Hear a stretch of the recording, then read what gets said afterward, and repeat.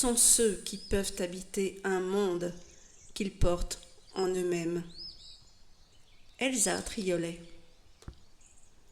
Exquise et délicieuse phrase qui vient nous restaurer dans la beauté de l'être intègre, entier, dans la beauté de l'être qui est, par cela seul qui est.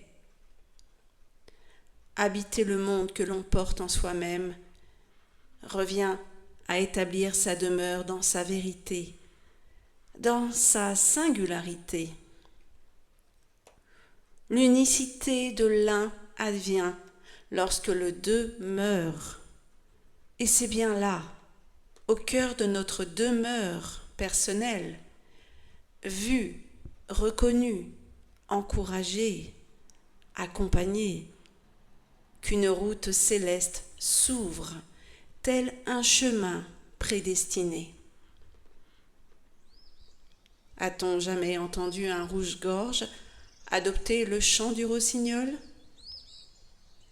Ne sait-il pas, instinctivement, être dans sa toute-puissance en adoptant le seul chant qui le caractérise? Porter l'habit d'autrui ne peut nous bien vêtir, et c'est pure folie qu'épouser les atours du vautour, si l'on est né Corneille. Heureux sont ceux qui peuvent habiter un monde qu'ils portent en eux-mêmes. Cette phrase, à l'entendre déjà, on perçoit la promesse d'une paix si radieuse et toute naturelle. Ce monde que l'on porte en soi-même n'est autre que celui que l'on fait advenir jour après jour, réveil matinal après réveil matinal. Elsa Triolet ne parle de rien d'autre que de ce que nous accueillons tous les jours en nous, ce que nous laissons entrer en résonance avec les vibrations qui nous sont propres. Ce n'est pas le monde qui nous façonne, c'est nous qui façonnons le monde à notre image, chaque seconde, depuis les choix que nous exprimons jusqu'au regard que nous portons. Là où nous portons notre attention, notre intérêt, notre conscience, là s'épanouit et s'incarne ce qui est. Comment pourrait-il en être autrement? Pensez-vous que le corps dispose d'un tel pouvoir? Il s'agite, il s'émeut, il trébuche, il sursaute, mais il ne crée pas. Seule la conscience est créatrice. Seule la conscience engendre la survenue du monde.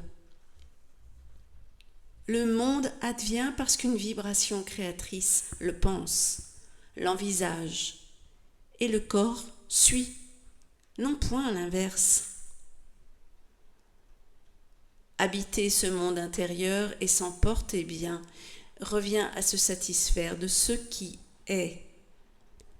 Accueillir la nature telle qu'elle nous honore, sans toujours trouver à redire sur tel ou tel aspect de ce que nous sommes.